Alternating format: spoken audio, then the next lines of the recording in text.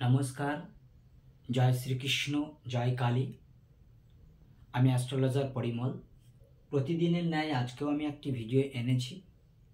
আমি এখানে লিখেছি বাসি বিছানায় বসে জপ করুন।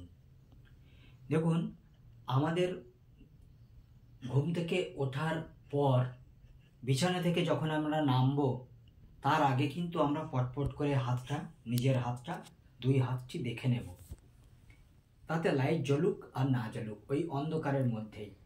এবং বিছানা থেকে নামার পূর্বে আমরা এই হাত দুটো দেখতে দেখতে আমাদের একটি জপ, যেটা আমি লিখেছি, যে এই হাত দুটো এরকম করে নিয়ে বলতে হবে, করাগ্যে বসতি লক্ষ্মী, কর মধ্যে সরস্বতী, করমূলে গুরু গোবিন্দ, প্রভাতে কর দর্শন নম।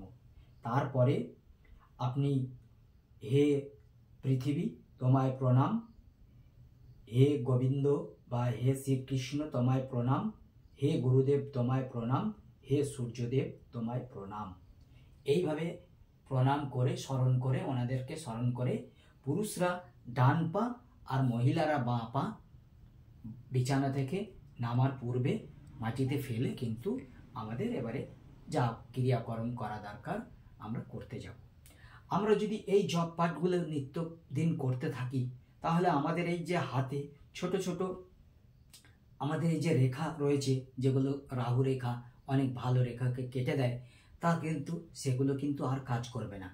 এবং আমরা গোবিন্দের তরফ থেকে, আমাদের ধনলক্ষ্মীর তরফ থেকে, আমাদের মা সরস্বতীর তরফ থেকে আমরা কিন্তু একটা আশীর্বাদ পাব এবং আমাদের দিনটা ভালো যাবে, আমাদের সন্তানেরা ভালো থাকবে, তাদের জীবনধারাটা সঠিকভাবে যাবে।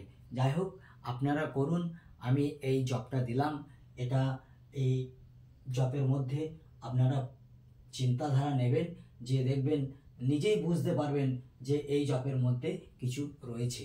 যাই হোক, আমি আর বিশেষ কিছু বলছি না, আজকে এই পর্যন্তই রইল।